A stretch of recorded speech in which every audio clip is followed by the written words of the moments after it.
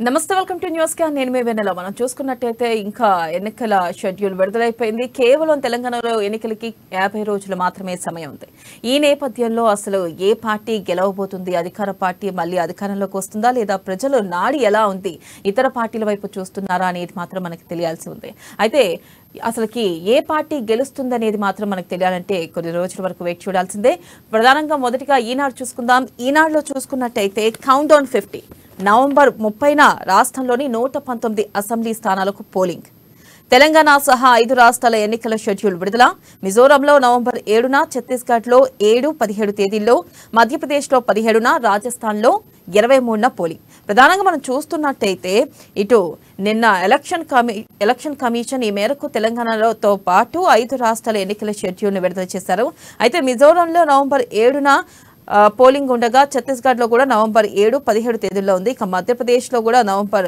17న రాజస్థాన్లో 23న పోలింగ్ ఇక తెలంగాణలో చూసుకున్నట్టయితే నవంబర్ 30న పోలింగ్ జరగనుంది అయితే ఈ మేరకు మనం చూసుకోవచ్చు కేవలం ఇంకా తెలంగాణలో ఎలక్షన్ సమయం కేవలం 50 రోజులు మాత్రమే ఉంది ఈ 50 రోజుల్లో ఏ అభ్యర్థి ఏ పార్టీ గెలవబోతుంది ఏ అభ్యర్థులు గెలవబోతున్నారు అనేది కూడా కొంతమేరకు సస్పెన్స్ గా మారింది అలాగే మనం నెక్స్ట్ చూసుకున్నట్టయితే ఎవరి ధీమా వాడితే ఎన్నికల బరిలోకి ప్రధాన పార్టీలు రానున్న 50 రోజులు అత్యంత కీలకం ఇక ఎన్నికల నగారా మోగడంతో రాజకీయ పార్టీలు హోరాహోరీ పోరుకు సిద్ధమవుతున్నాయి నవంబర్ 30న పోలింగ్ జరగనుండడంతో రానున్న 50 రోజులు వాటికి కీలకం కాబోతున్నాయి ప్రధానంగా మనం చూసుకున్నట్టయితే ఎవరి ధీమా వారు వ్యక్తం చేస్తున్నా ఇటు చూస్తున్నట్టయితే రాష్ట్రంలో ప్రధాన 3 పార్టీలు కూడా బీజేపీ బీఆర్ఎస్ కాంగ్రెస్ కూడా మేమంటే మేము గెలిచి తీరుతామంటూ కూడా ఎవరికి వారు ధీమా వ్యక్తం చేస్తున్నారు ఈ నేపథ్యంలో ఏ పార్టీ గెలుస్తుందనేది ప్రజల నాడి ఎలా ఉందనేది మాత్రం మనకు తెలియాల్సి ఉంది అలాగే నెక్స్ట్ మనం చూసుకున్నట్టయితే 6 గ్యారంటీలే మా అభ్యర్థులు సంపద పెంచాలి పేదలకు పంచాలనేదే కాంగ్రెస్ నినాదం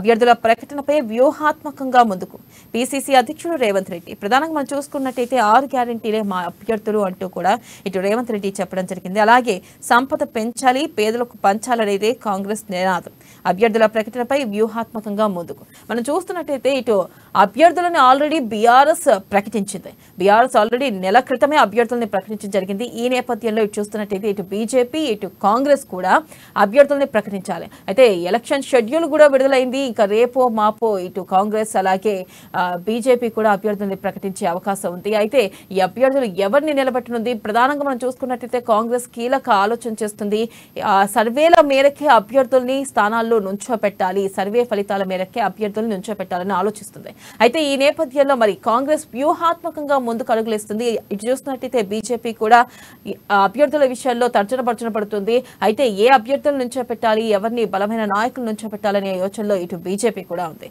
అలాగే నెక్స్ట్ మనం చూస్తున్నట్టయితే రాష్ట్రంలో బీజేపీ విజయం ఖాయం బీఆర్ఎస్ కాంగ్రెస్ 3 స్థానాలకే పోటీ ఇక రాష్ట్ర ప్రజలు మార్పు కోరుకుంటున్నారు నేడు రాష్ట్రానికి అమిత్ షా బీజేపీ రాష్ట్ర అధ్యక్షుడు కిషన్ రెడ్డి మనం ప్రధానంగా చూసుకున్నట్టయితే ఈ రోజు కిషన్ రెడ్డి రానున్నారు హైదరాబాద్ కి అయితే మనం ప్రత్యేకంగా చూసుకున్నట్టయితే ఇటు బీఆర్ఎస్ కాంగ్రెస్ 2-3 స్థానాలకే పోటీ అంటూ కూడా ఇటు కిషన్ రెడ్డి వ్యాఖ్యానించడం జరిగింది ఖచ్చితంగా ఈసారి మేము గెలుస్తాము బీజేపీ అధికారంలోకి వస్తుంది అంటూ కూడా ఇక్కడ కిషన్ రెడ్డి వ్యాఖ్యానించడం జరిగింది అయితే మనం ఇక్కడ చూసుకోవచ్చు ఎవరికి వారే అన్నట్టు అందరూ కూడా మేమంటే మేము గెలుస్తామంటున్నారు మరి ఏ పార్టీ విజయం సాధిస్తుంది ఏ పార్టీ ప్రజల్లో మద్దతు పెంచుకుంటుంది అనేది మాత్రం మనకు తెలియాల్సి ఉంది అలాగే నెక్స్ట్ మనం చూసుకున్నట్టయితే రంగంలోకి కేసీఆర్ 15న బీఆర్ఎస్ మేనిఫెస్టో అదే రోజున బీ ఫారాల అందజేత ఇక హుస్నాబాద్ లో సభ వరుసగా నియోజకవర్గాల్లో బహిరంగ సభలు నవంబర్ 9న గజ్వేల్ కామారెడ్డిలలో సీఎం నామినేషన్లు ప్రధానంగా చూసుకున్నట్టయితే ఇటు 15న బీఆర్ఎస్ మేనిఫెస్టోని విడుదల చేయనున్నారు అయితే ఇప్పటిదాకా మనం చూసుకున్నట్టయితే రాష్ట్రంలో కొంతమేరకు బీఆర్ఎస్ పై వ్యతిరేకత పవనాలు గాలులు వీస్తున్నాయి అయితే ఈ నేపథ్యంలో మరి బీఆర్ఎస్ మేనిఫెస్టో ఎలా ఉండబోతుంది ఆల్రెడీ గత 2 దఫాలుగా చూసుకున్నట్టయితే ప్రజాకర్షక మేనిఫెస్టోను ప్రవేశపెట్టిన కేసీఆర్ దాంట్లో కొన్ని హామీలను మాత్రం అమలు చేయడంలో కొంత జాప్యం చూపించారు కొన్ని రకాలుగా అయితే మనం చెప్పుకోవచ్చు ఇటు నిరుద్యోగ భృతే గానీ ఇటువంటి పథకాలు అమలు కాలేదు అలాగే రైతులకు పూర్తి స్థాయిలో కొంతమేర వారికి అన్యాయం జరిగినట్టుగా మనం తెలుస్తుంది అయితే ఉద్యోగులకు ప్రధానంగా చూసుకున్నట్టయితే నిరుద్యోగులకు ఇటు వాళ్ళకి ఏదైతే పింఛనే గానీ నిరుద్యోగ భృతే గానీ అలాగే ఉద్యోగాల విషయంలో గానీ కొంతమేర కేసీఆర్ సర్కార్పై వ్యతిరేకత ఉన్న నేపథ్యంలో మరి కేసీఆర్ మేనిఫెస్టో ఎలా ఉండబోతుంది ఈసారి ఎలాంటి మేనిఫెస్టోను విడుదల చేయనున్నారు మరి అన్ని వర్గాలకు ఒకే రకంగా అంటే అన్ని వర్గాలకు మేలు చేకూరే విధంగా ఉంటుందా మరి నిరుద్యోగులకి కొంతమేర ప్రభుత్వంపై వ్యతిరేకత ఉన్న నేపథ్యంలో మరి నిరుద్యోగుల గురించి ప్రత్యేకమైన పథకాలు తీసుకురానున్నారా, అసలుకి మేనిఫెస్టో ఎలా ఉండబోతుంది అనేది కూడా కొంతమేర సస్పెన్స్ గా మారింది. అలాగే నెక్స్ట్ మనం చూసుకున్నట్టయితే సాక్షి, ప్రధానంగా సాక్షి చూసుకున్నట్టయితే ఎన్నికలు వచ్చాయి. తెలంగాణ శాసనసభ ఎన్నికలకు షెడ్యూల్ విడుదల. నవంబర్ 3న నోటిఫికేషన్, 30న పోలింగ్, డిసెంబర్ 3న ఫలితాలు. తెలంగాణ సహా 5 రాష్ట్రాల్లో ఎలక్షన్లు, లోక్సభకు సెమీఫైనల్స్. మిజోరం, ఛత్తీస్గఢ్లలో నవంబర్ 7న, ఛత్తీస్గఢ్లో 2వ విడత, మధ్యప్రదేశ్లో నవంబర్ 17న, ఇక రాజస్థాన్లో 23న పోలింగ్. 5 రాష్ట్రాల ఓట్ల లెక్కింపు, ఫలితాలు డిసెంబర్ 3నే. ప్రధానంగా మనం చూసుకున్నట్టయితే అన్ని రాష్ట్రాలకు ఎన్నికలు జరిగే సమయంలో మార్పులు ఉండొచ్చు, కానీ ఓట్ల లెక్కింపు మాత్రం అన్ని రాష్ట్రాలకు ఒకే సమయం కేటాయించారు. డిసెంబర్ 3న 5 రాష్ట్రాలకు కలిపి ఎన్నికలు ఓట్ల లెక్కింపు ప్రక్రియ సాగుతుంది. అలాగే నెక్స్ట్ మనం చూసుకున్నట్టయితే ఎన్నికల సమరానికి బీఆర్ఎస్ ఇప్పటికే సర్వసన్నద్ధమైంది. కాంగ్రెస్ అస్త్ర సన్యాసం చేసింది, బీజేపీ కాడి పాడేసింది. ఇక ఈసారి అసెంబ్లీ ఎన్నికల్లో బీఆర్ఎస్ పాత రికార్డు తిరగరాసి సెంచరీ కొడుతుందంటూ కూడా ఇటు కేటీఆర్ ధీమా వ్యక్తం చేస్తున్నారు. మనం చెప్పుకున్నట్టయితే ఇటు చూస్తున్నట్టయితే ఏ పార్టీకి ఆ పార్టీ కూడా మేం గెలుస్తామని చెప్పి ధీమా వ్యక్తం చేస్తుంది. ఇటు చూసుకున్నట్టయితే ఇటు కేటీఆర్ కూడా ఒకటి అంటున్నారు, ఖచ్చితంగా ఈసారి సెంచరీ కొడతాం, గతంలో కన్నా ఎక్కువ స్థానాలు గెలుస్తామంటూ కూడా కేటీఆర్ వ్యాఖ్యానించడం జరిగింది. అలాగే ఇటు చూసుకున్నట్టయితే కిషన్ రెడ్డి ఖచ్చితంగా ఈసారి బీజేపీ గెలిచి తీరుతుంది, తెలంగాణ రాష్ట్రంలోకి ఖచ్చితంగా బీజేపీ అధికారంలోకి వస్తుంది అంటూ ఇటు కిషన్ రెడ్డి వ్యాఖ్యానించడం జరుగుతుంది. అలాగే నెక్స్ట్ ఇటు రేవంత్ రెడ్డిని చూసుకున్నట్టయితే మనం ప్రధానంగా కాంగ్రెస్ ప్రకటించిన 6 గ్యారంటీలతో ఇప్పటికే కేసీఆర్ కి చలి జ్వరం వచ్చింది. ఎన్నికల్లో బీఆర్ఎస్ ఓడనుండడంపై ఇకపై ఆయన ఫామ్ హౌస్ నుంచి బయటికి రావాల్సిన అవసరం లేదు అంటూ కూడా ఇటు రేవంత్ రెడ్డి వ్యాఖ్యానించడం జరిగింది. ప్రధానంగా చూసుకున్నట్టయితే ప్రజలు బీఆర్ఎస్ బీజేపీ కుట్రలను గమనిస్తున్నారు. మనం చూస్తున్నాం ఆల్రెడీ. ప్రధానంగా చూస్తున్నట్టయితే ఎప్పుడైనా సరే అంటే గత కొంతకాలంగా ఇటు రేవంత్ రెడ్డి వ్యాఖ్యానిస్తున్న ఒకే ఒక మాట, బీఆర్ఎస్ బీజేపీ ఒకటే, బీఆర్ఎస్ బీజేపీ కలిసే వెళ్తున్నాయి, కాకపోతే విడివిడిగా వెళ్తున్నట్టు చూపిస్తున్నాయి కానీ ఒకటే అంటూ కూడా ఇటు రేవంత్ రెడ్డి వ్యాఖ్యానించడం జరుగుతుంది. అయితే ఈ నేపథ్యంలో కూడా ప్రజలు గమనిస్తున్నారు బీఆర్ఎస్ అలాగే బీజేపీ కుట్రలో అంటూ కూడా రేవంత్ రెడ్డి ఘాటు వ్యాఖ్యలు చేశారు. అలాగే మనం చూసుకున్నట్టయితే సీఎం కేసీఆర్ ఫామ్ హౌస్ కే పరిమితం అవ్వాల్సిందే, ఖచ్చితంగా మేము రాష్ట్రంలో అధికారంలోకి వచ్చి తీరుతామంటూ కూడా ఇటు రేవంత్ రెడ్డి ధీమా వ్యక్తం చేస్తున్నారు. ప్రధానంగా ఈ 3 పార్టీలు ఎవరికి వారే మేం గెలుస్తామంటూ కూడా వ్యాఖ్యానించడం జరిగింది. అలాగే నెక్స్ట్ మనం చూసుకున్నట్టయితే రాజకీయ గరం ఇప్పటికే అధికార కార్యక్రమాలతో జనంలోకి బీఆర్ఎస్ 50 రోజుల క్రితమే అభ్యర్థుల ఎంపిక. ఈ నెల 15 నుంచి సభలో అభ్యర్థుల ఎంపిక, మేనిఫెస్టోపై కసరత్తు చేస్తున్న కాంగ్రెస్. ఇక బీజేపీ కాంగ్రెస్ తో తేలని కమ్యూనిస్టుల పొత్తు, చెరో 2 స్థానాలపై చర్చలు. ఇక 20 పేర్లతో తొలి జాబితా ప్రకటించిన బీఎస్పీ, టీజేఎస్, వైఎస్ఆర్టీపీ వైఖరిపై అస్పష్టత. ప్రధానంగా చూసుకున్నట్టయితే వైఎస్ఆర్టీపీ కాంగ్రెస్ లో కలుస్తుంది, ఖచ్చితంగా కాంగ్రెస్ లో విలీనం అయిపోతుంది అని అనుకున్నాం. కాకపోతే ఈ నేపథ్యంలో ఇటు చూస్తే ఇంకా వైఎస్ఆర్టీపీపై స్పష్టత వైఖరి రాలేదు. మరి వైఎస్ఆర్టీపీ పూర్తి స్థానాల్లో ఒంటరిగా పోటీ చేస్తుందా, మరి అభ్యర్థులు ఎవరు అనేది కూడా ఒక మేర తెలియాల్సి ఉంది. అలాగే మనం నెక్స్ట్ చూసుకున్నట్టయితే అసలుకి ఇప్పుడు మేనిఫెస్టో ఎంత ఇంపార్టెంటో అలాగే బీజేపీకి కాంగ్రెస్ కి ఇప్పుడు అభ్యర్థులు ఎంతమంది ప్రకటించనున్నారు, ఎప్పుడు అభ్యర్థులను ప్రకటిస్తారు అనేది కూడా ఆసక్తి నెలకొంది. మనం చూడొచ్చు. అయితే ఎప్పుడు అభ్యర్థుల జాబితా వస్తుంది, అలాగే ఎంత మేరకు ఏ స్థానాలకు ప్రకటిస్తారు, బలమైన నాయకులనే నిలబెట్టాలని ఇటు బీజేపీ కాంగ్రెస్ కూడా ప్రధానంగా ఆలోచన చేస్తోంది. అలాగే 15 నుంచి రంగంలోకి కేసీఆర్, వరుస సభలు ఇతర కార్యక్రమాలతో పాల్గొనున్న సీఎం. ఇక 15న తెలంగాణ భవన్లో పార్టీ అభ్యర్థులకు బీఫారాలు, అనంతరం అభ్యర్థులతో ప్రత్యేకంగా భేటీ, బీఆర్ఎస్ మేనిఫెస్టో విడుదల. ప్రధానంగా మనం చూస్తున్నట్టయితే ఇటు 15న తెలంగాణ భవన్లో పార్టీ అభ్యర్థులకు బీఫారాలు అందజేయనున్న కేసీఆర్. ఈ నేపథ్యంలో ఇటు చూస్తున్నట్టయితే 15 నుంచి వరుస సభలు సమావేశాలతో ప్రజల్లోకి వెళ్లాలని ప్రధానంగా రంగంలోకి కేసీఆర్ అంటూ కూడా చెప్పడం జరిగింది. ఇక 16న జనగామ, భువనగిరి, 17న సిద్దిపేట, సిరిసిల్ల, 18న జడ్చర్ల, మేడ్చల్లో సభలు నిర్వహించనున్నారు. ఇక 26, 27లో వరంగల్లో భారీ బహిరంగ సభ నిర్వహణకు నిర్ణయం తీసుకున్నారు. ప్రధానంగా మనం చూస్తున్నట్టయితే ఇటు ఎన్నికల షెడ్యూల్ కూడా వచ్చిన నేపథ్యంలో అన్ని పార్టీలు ఇక ఓటర్లను ప్రసన్నం చేసుకునే పనిలో పడ్డాయి. నెక్స్ట్ మనం చూసుకోవచ్చు వెలుగులో చూస్తున్నట్టయితే ప్రధానంగా అసెంబ్లీ ఎన్నికలు నవంబర్ 30 షెడ్యూల్ రిలీజ్ చేసిన కేంద్ర ఎన్నికల సంఘం. తెలంగాణతో పాటు రాజస్థాన్, మధ్యప్రదేశ్, మిజోరం, ఛత్తీస్గఢ్ ఎన్నికలు. ఇక రాష్ట్రంలో 6,10,694 ఓట్ల తొలగింపు, కొత్త ఓటర్లు 17,01,000. 87 మంది. ఇక 80 ఏండ్లు పైబడిన వాళ్ళకి ఇంటి నుంచి ఓటు వేసే అవకాశం కూడా కల్పిస్తున్నట్లు ఇక్కడ ఈసీ బృందం వెల్లడించింది. ప్రధానంగా మనం చూసుకున్నట్టయితే నవంబర్ 3న నోటిఫికేషన్ ఉంది. అలాగే నామినేషన్ల దాఖలు నవంబర్ 3 నుంచి 10 వరకు నామినేషన్ల దాఖలు తీసుకొనున్నారు. అలాగే ఉపసంహరణ నవంబర్ 15 వరకు సమయం ఉంది. ఇక పోలింగ్ మాత్రం నవంబర్ 30న జరగనుంది. ఓట్ల లెక్కింపు డిసెంబర్ 3. అయితే 119 నియోజకవర్గాలకి ఎన్నికలు జరగనున్నాయి. అయితే ఈ నేపథ్యంలో తెలంగాణలో మనం చూసుకున్నట్టయితే ప్రధాన పార్టీలన్నీ మేమంటే మేం గెలుస్తామంటూ కూడా ఎవరికి వారు ధీమా వ్యక్తం చేస్తున్నారు. అలాగే చూస్తున్నట్టయితే ఏ పార్టీకి ఆ పార్టీ సభలు సమావేశాలు ఇక్కడి నుంచి ఎన్నికల రణరంగం మొదలు కానుంది. ఆల్మోస్ట్ మనం చూసుకోవచ్చు. ఇటు ఏదైతే మనం ప్రధానంగా చూసుకున్నట్టయితే వాదోపవాదనలు వినిపిస్తాయి. అలాగే ప్రత్యేక మనం చూసుకోవచ్చు ఒకళ్ళ మీద ఒకళ్ళు మేనిఫెస్టో కూడా ధీటుగా ఉండేటట్టు కూడా తెలుస్తుంది. అలాగే నెక్స్ట్ మనం చూసుకున్నట్టయితే హుస్నాబాద్ నుంచి కేసీఆర్ ప్రచారం. ఈ నెల 15 అభ్యర్థులతో తెలంగాణ భవన్లో భేటీ, బీఫామ్ లో అందజేసి మేనిఫెస్టో ప్రకటన. ప్రధానంగా మనం చూస్తున్న అన్ని పార్టీలు కూడా ఇప్పుడు అభ్యర్థుల జాబితా అలాగే మేనిఫెస్టో మీదే ప్రధాన దృష్టి సారించనున్నాయి. ఆల్రెడీ బీఆర్ఎస్ మనం చూసుకున్నట్టయితే నెల రోజుల క్రితమే ఏదైతే ఆ పార్టీ అభ్యర్థుల జాబితాను విడుదల చేస్తుంది. ఈ నేపథ్యంలో ఇటు కాంగ్రెస్ ఇంకా బీజేపీ మాత్రం అభ్యర్థులు ఎప్పుడు విడుదల చేస్తున్నాయి అనేది మాత్రం తెలియాల్సి ఉంది. అలాగే చూసుకున్నట్టయితే మేనిఫెస్టో ఎలా ఉండబోతుంది, బీజేపీ మేనిఫెస్టో ఎలా ఉండబోతుంది, కాంగ్రెస్ ఎలా ఉండబోతుంది. ఇటు మనం గతంలో చూసుకున్నట్టయితే కేసీఆర్ మాకు ఎన్నికల సమయంలో అస్త్ర శస్త్రాలు ఉన్నాయి, ఖచ్చితంగా మేము అస్త్ర శస్త్రాలు బయటకు తీస్తామంటూ కూడా కేసీఆర్ చెప్పడం జరిగింది. ఈ నేపథ్యంలో మరి బీఆర్ఎస్ మేనిఫెస్టో ఎలా ఉండబోతుంది, గతంలో 2 దఫాలకి మించి ఉండబోతుందా, ఈసారి ఏ రకంగా ఉండబోతుంది, పెన్షన్ పెంచుతారా, మరి నిరుద్యోగులకు ఎటువంటి హామీలు ఇస్తారు అనేది కూడా కొంతమేర సస్పెన్స్ గా మారింది. అలాగే నెక్స్ట్ మనం చూసుకోవచ్చు కేసీఆర్ కి రెస్ట్ తీసుకునే టైం వచ్చింది అంటూ కూడా రేవంత్ రెడ్డి వ్యాఖ్యానించడం జరిగింది. అలాగే చూస్తున్నట్టయితే ఖచ్చితంగా ఈసారి మేము గెలిచి తీరుతామంటూ ఇటు బీజేపీ, బీఆర్ఎస్ అలాగే కాంగ్రెస్ కూడా ప్రధానంగా చెప్పడం జరిగింది.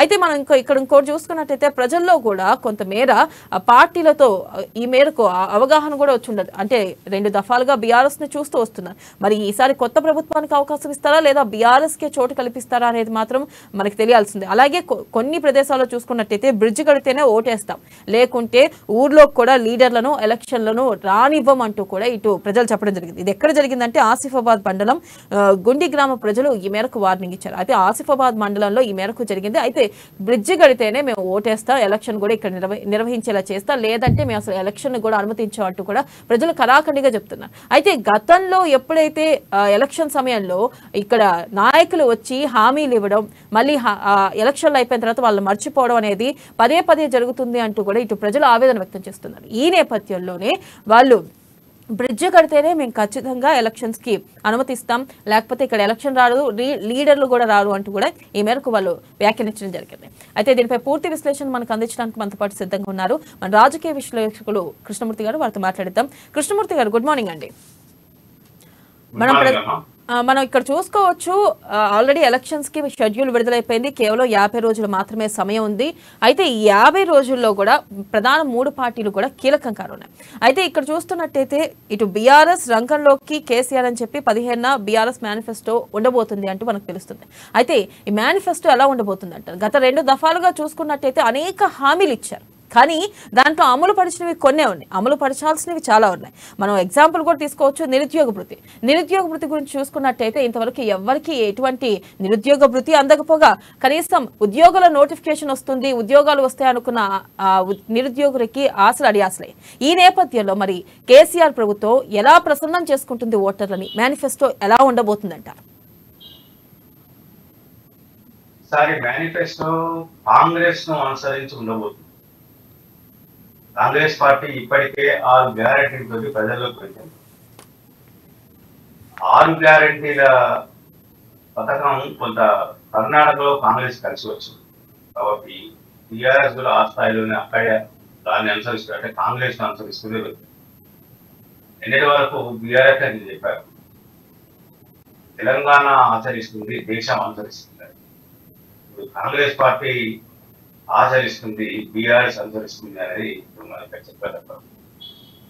మొదట గ్యాస్ సిలిండర్ 500కే ఇస్తామని చెప్పేసి కాంగ్రెస్ పార్టీ హామీ ఇచ్చింది.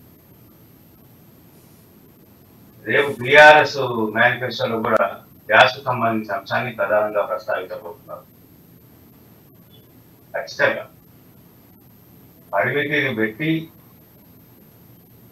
కొంత గ్యాస్ను తగ్గించి సబ్సిడీ పై ఇచ్చేందుకు రాష్ట్ర ప్రభుత్వం కసరత్తు చేస్తున్నట్టుగా తెలుస్తా ఉన్నారు.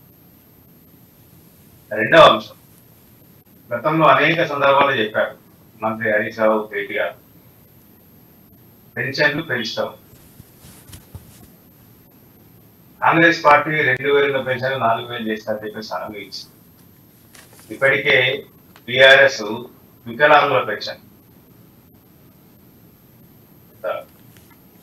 పెంచింది. అదే తరహాలో పెన్షన్ కూడా పెంచాలని చెప్పేసి బీఆర్ఎస్ ప్రకటించబోతుంది. ఇట్లాంటి కొన్ని పథకాలు. అయితే పెట్రోల్ డీజిల్ మీద పెంచిన సెస్ తగ్గిస్తారా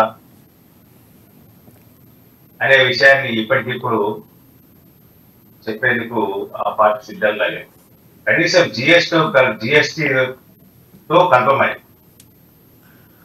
పెట్రోల్ డీజిల్ కు ప్రస్తుతం వేసినటువంటి పనులు అదనం పనులు కాకుండా జిఎస్టీని వర్తింపజేసే విధంగా చేస్తే ఒక్కో లీటర్ మీద వినియోగదారుడికి 10 నుంచి 15 రూపాయలు కొంత భారం తగ్గే అవకాశం ఉంది.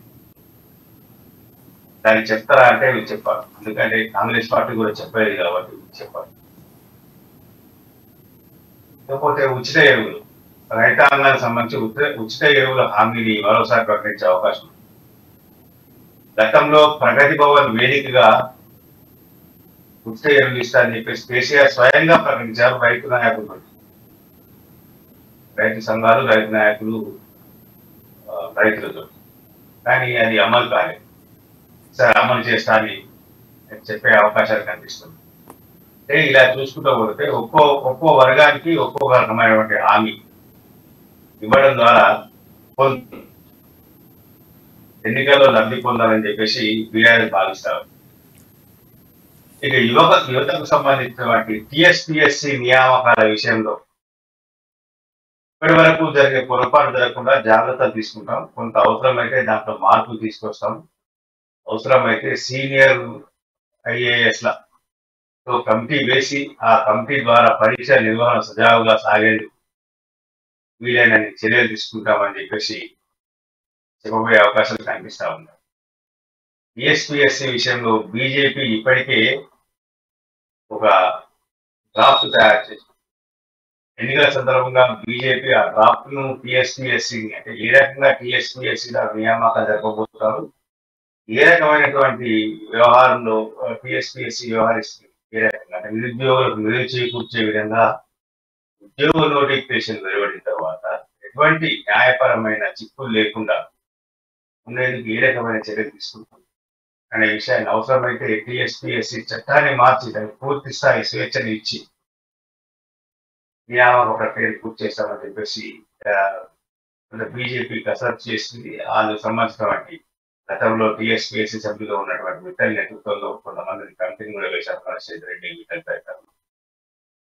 వీళ్ళు ఇచ్చిన నివేదిక ఆధారంగా బీజేపీ మేనిఫెస్టోలో టీఎస్పీఎస్ సంబంధించి ప్రత్యేకమైనటువంటి కాలం ఒకటి పెట్టి దాంట్లో టీఎస్పీఎస్ని ఏ రకంగా నిరుద్యోగ యువతకు ఏ రకమైన మేలు చేకూర్చబోతున్న విషయాన్ని స్పష్టం చేయడం నేపథ్యంలో బీజేపీ కంటే ముందుగానే మేము ప్రకటించాం అని చెప్పుకోవడానికి టీఎస్పీఎస్సీ విషయంలో కొంత ప్రకటన చేసే అవకాశం ఉంది. చూడండి, మహిళలకు సంబంధించిన విషయంలో ఫ్రీ బస్ ప్రయాణం ఇప్పటికే కర్ణాటకలో రాష్ట్ర ప్రభుత్వం అమలు చేస్తుంది. ఇక్కడ రాష్ట్ర ప్రభుత్వం కూడా కేసీఆర్ కూడా కొంత ఒక అధికారుల బృందాన్ని నియమించి దానిపై అధ్యయనం చేయించారు. ఆ అధ్యయన నివేదిక కేసీఆర్ దగ్గర ఉంది కాబట్టి మహిళలకు ఉచిత బస్సు ప్రయాణం అనే పథకాన్ని కూడా ప్రవేశపెట్టే అవకాశం. కర్ణాటకలో కాంగ్రెస్ పార్టీ ఎన్నికల సందర్భంగా ప్రకటించింది, గెలిచిన తర్వాత అమలు చేస్తుంది. ఇక్కడ కూడా అమలు చేయాలి.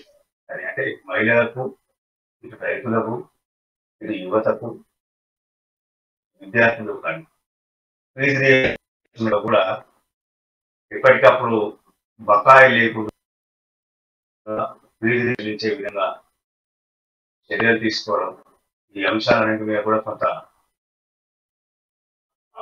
బీఆర్ఎస్ 15వ తేదీన ఉస్నాబాద్ లో జరిగేటువంటి పబ్లిక్ మీటింగ్ లో కొంత మేనిఫెస్టో రూపంగా అభివృద్ధి చేసే అవకాశం ఉంది. ఇవన్నీ కూడా ఇప్పటికీ మంత్రులు హరీష్ రావు వీళ్ళందరూ కూడా ప్రకటించారు. అంటే ఆచరణ.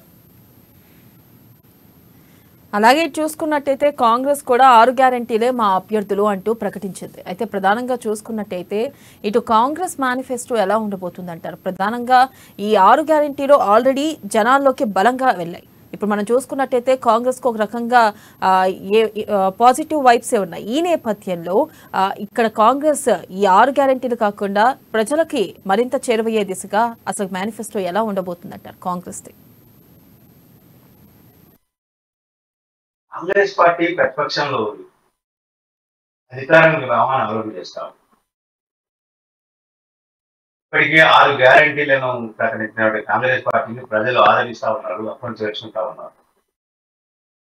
రాబోయే కాలంలో మరింత చేస్తాం అంటే యువతకు కూడా ఉపాధి ఇచ్చారు, కొంత స్కిల్ డెవలప్మెంట్,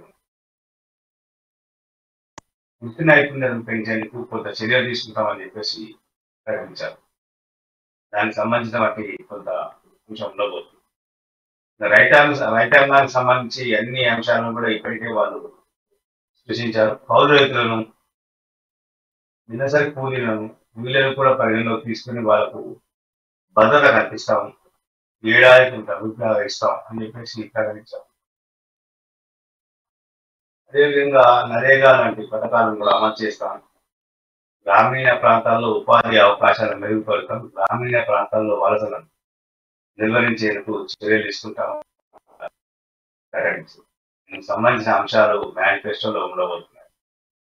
అదేవిధంగా చేతి వృత్తులను ప్రోత్సహించేందుకు ఏ రకమైన చర్యలు తీసుకోబోతున్నారు అనే విషయాన్ని కూడా ఇక్కడ ప్రత్యేకంగా కాంగ్రెస్ పార్టీ ప్రకటించబోతుంది. చేతి వృత్తులకు ప్రస్తుత ప్రభుత్వం, బీఆర్ఎస్ ప్రభుత్వం, కేసీఆర్ నాయకత్వంలో బీఆర్ఎస్ ప్రభుత్వం కొంత అన్యాయం చేసిందని చెప్పేసి ఆ పార్టీ భావిస్తా ఉన్నారు. రజకులకు సంబంధించిన విషయం అంటే ధోబీలకు కానీ, ఐరన్ షాప్లకు కానీ కొంత ఫ్రీ పవర్ అన్నారు. అది కొన్ని చోట్ల అమలు కావట్లేదు, కొన్ని చోట్ల అమలవుతున్నా దాంట్లో అనేక అవకతవకలు అక్రమాలు. అదేవిధంగా నాయి బ్రాహ్మణ సంబంధించిన సెల్లుల విషయంలో కూడా కొంత వాళ్ళకు సులభతరం చేస్తాము. ఇది చూసుకున్నట్టయితే బీజేపీ అభ్యర్థులని ఆలస్యంగా ప్రకటించడమే మా స్ట్రాటజీ అంటుంది. అయితే ఇక్కడ చూసుకోవచ్చు బీజేపీ ఇప్పుడున్న పరిస్థితుల్లో పుంజుకునే అవకాశం ఉందంటారు. అంటే ఒక రకంగా చెప్తారు, ఈ రోజు కూడా అమిత్ షా రాష్ట్రానికి రాబోతున్నారు. ఈ నేపథ్యంలో బీజేపీ ఖచ్చితంగా ఈసారి మేము తెలంగాణలో గెలిచి తీరుతాం అంటూ చెప్తుంది. అలాగే అభ్యర్థులు ప్రకటించడం కూడా, ఆలస్యంగా ప్రకటించడం కూడా మా స్ట్రాటజీనే అంటూ కూడా వాళ్ళు చెప్పడం జరుగుతుంది. దీన్ని మనం ఏ విధంగా చూడొచ్చు అంటారు? అంటే బీజేపీకి ఇప్పుడున్న పరిస్థితుల్లో నిజంగా గెలిచే అంటే అవకాశాలు ఉన్నాయంటారా? అభ్యర్థులు దొరికినప్పుడు స్ట్రాటజీ నాకు ఇంకేమంటారు? అభ్యర్థులు దొరకట్లేదు బీజేపీ మొన్నటి వరకు ఉన్న ఊపు ఇప్పుడు లేదు. ఆ పార్టీ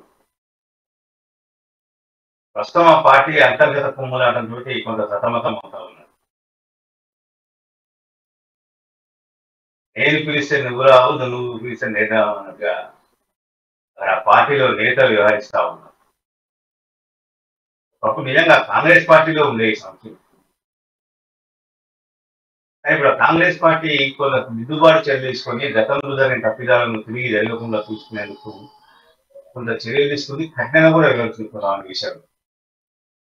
కాబట్టి కొంత ఆ పార్టీ స్ట్రీమ్ లైన్ అయింది. నాయకులు మధ్య ఐక్యత రాగం అనేది కొంత వినిపిస్తా ఉన్నారు. ఐక్యంగా కూడా ఉంటా ఉన్నారు. అనేక సభలు, అనేక వేదికల మీద అందరూ నాయకులందరూ కూర్చొని మాట్లాడుకోవడం, వాళ్ళ వ్యూస్ షేర్ చేసుకోవడం, కేవలం ఉన్నటువంటి అభిప్రాయాలను పంచుకోవడానికి కొంత వ్యక్తిగత ఎజెండాను కూడా ముందుకు పెట్టాలంటే కేవలం ఇంటర్నల్ అంతర్గత సమావేశాలను మాత్రమే చెప్పుకోవాలి, అక్కడే పరిష్కరించుకోవాలి అన్న కోణంలో కాంగ్రెస్ నాయకత్వం. కానీ ఆలోచనగా కాంగ్రెస్ నాయకత్వం యొక్క కాంగ్రెస్ సంస్కృతి మొత్తం కూడా బీజేపీలో వచ్చి రాష్ట్ర బీజేపీలో ఏం జరుగుతుంది, ఎవరు ఎప్పుడు ఏం మాట్లాడతారు, ఎవరు ఏం వ్యాఖ్యానిస్తారు అనేది ఇప్పుడు ప్రస్తుతం తెలిసిన అంశం కదా. ఒక్కో నేత ఒక్కో రకంగా వ్యవహరిస్తూ right right Krishnamurthy, thank you. మనం ప్రధానంగా చూసుకున్నట్టయితే ఇంకా 50 రోజుల సమయం మాత్రమే ఉన్న నేపథ్యంలో మరి ఏ పార్టీ అధికారంలోకి వస్తుంది, ఇప్పుడు ఎన్నికలు ప్రధానంగా చూసుకున్నట్టయితే ఓటర్ల నాడి ఎలా ఉండబోతుంది, ఏ పార్టీకి పట్టం కడతారనేది మాత్రం తెలియాలంటే కొన్ని రోజుల వరకు వేచి చూడాల్సిందే. ఇది ఇవాల్టి న్యూస్. క్యాన్ కీప్ వాచింగ్ అమ్మా న్యూస్, నిజం కోసం జనం కోసం.